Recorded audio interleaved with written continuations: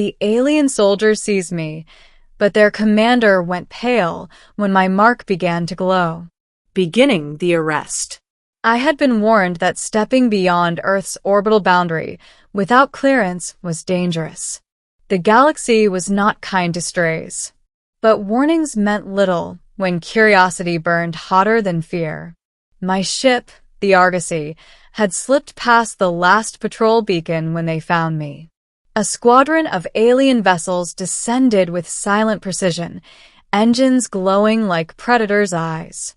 They latched on with magnetic clamps, and before I could breathe, my hatch was torn open. They stormed inside, soldiers in obsidian armor, faces hidden beneath angular helms. They grabbed me with grips that felt more like iron vices than living hands. I thrashed, shouted, demanded to know my crime. Unauthorized human in Dominion space. One barked in a guttural tongue my translator struggled to parse. But before I could answer, their commander stepped forward. He was taller, cloaked in dark crimson. His gaze locked on me with disdain. "Chain him," he ordered. As rough hands forced me to my knees, the collar of my shirt slipped down. And then it happened. The symbol on my neck, a birthmark shaped like an unbroken ring of light, pulsed. Just once. A faint, golden glow.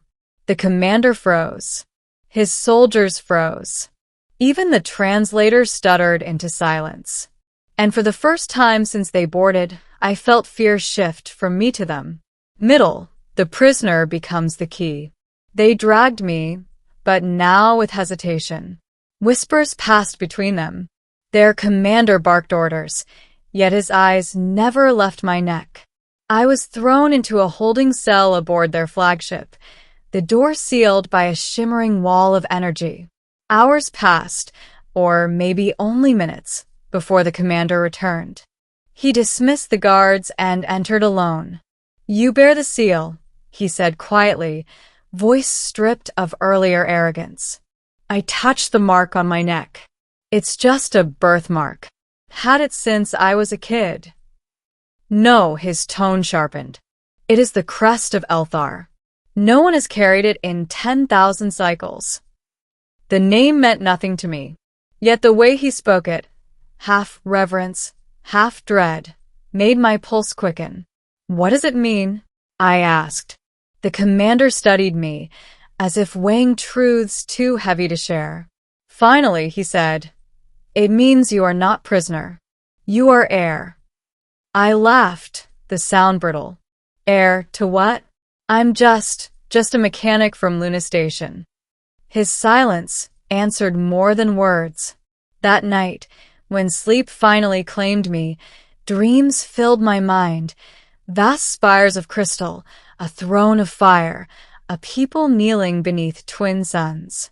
And always, the seal blazing above them, as if waiting for me to claim it. The revelation. The next day, the commander returned, this time with a relic. It was a disk of silver and obsidian, etched with the same unbroken ring. When he brought it close to me, the mark on my neck flared, and the disk pulsed in answer. The commander dropped to one knee. "My lord," he whispered. I stumbled back. Don't call me that. I don't even know what this thing is," he explained. Long ago, before their dominion fractured, there had been an empire, Elthar's empire, spanning half the galaxy.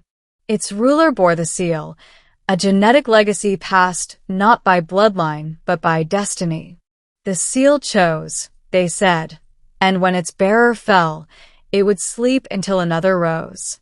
And now it has awakened, he finished, eyes gleaming. I shook my head. I don't want an empire. I just want my ship back. But destiny doesn't bargain. The uprising. Word spread faster than light. Soldiers whispered of the human with the seal. Some called me savior, others curse. Mutinies sparked across the fleet. Some wanted to follow. Others wanted me dead before prophecy could bind them. One night, alarms howled. Rebels stormed the corridors, their weapons spitting plasma. The commander, whose name I had learned was Ver, rushed into my cell, blade drawn. "They will kill you for the seal," he said. "Or worse, use you. You must decide now, run or rise." I wanted to run. God, every part of me screamed for it. But as the rebels closed in, I saw their fear, not of me, but of what I might become. And something deep, ancient, stirred in my chest. When the wall of energy fell, I stepped forward, not back. The mark on my neck blazed brighter than ever, and the rebels faltered. Their weapons trembled in their hands. I didn't need to strike a blow. Belief struck for me.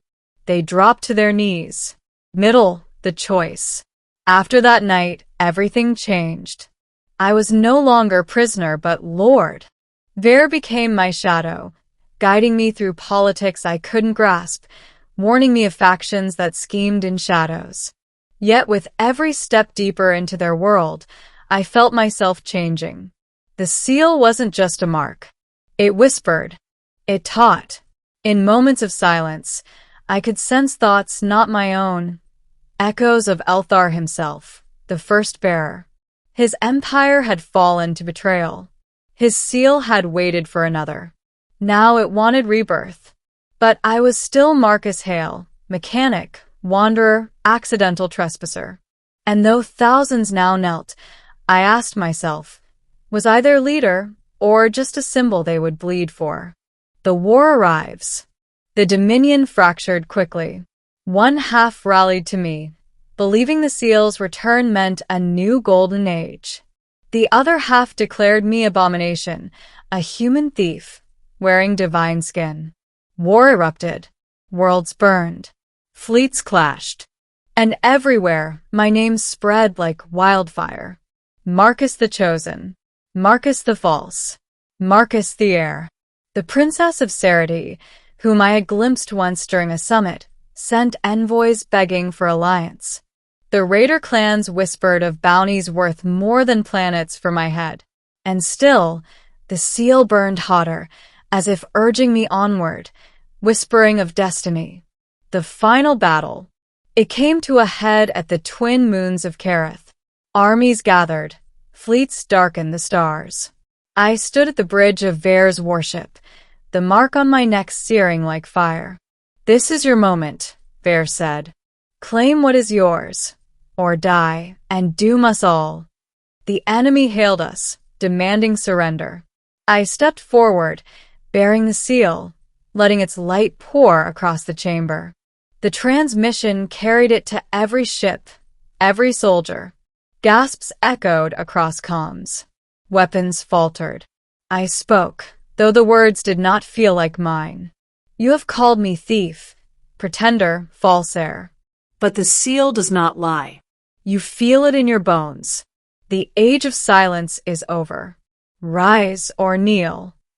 Silence followed. Then, one by one, ships powered down weapons. Soldiers dropped to knees. The Dominion had chosen. Ending. The reluctant heir. Victory was mine, though I never sought it.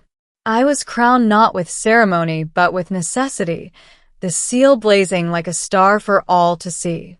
And yet, when the voices quieted, when the fleets swore allegiance, I stood alone in my chamber and whispered the truth. I never wanted this. Ver, ever faithful, bowed. One has nothing to do with it. The seal chose. The galaxy follows. And now, you must lead. I touched the glowing mark on my neck, the destiny branded into my flesh. Maybe I was just Marcus Hale, wanderer. Or maybe I was something older, greater, unwilling heir to a legacy that refused to die. Either way, the galaxy had knelt, and I could not turn away.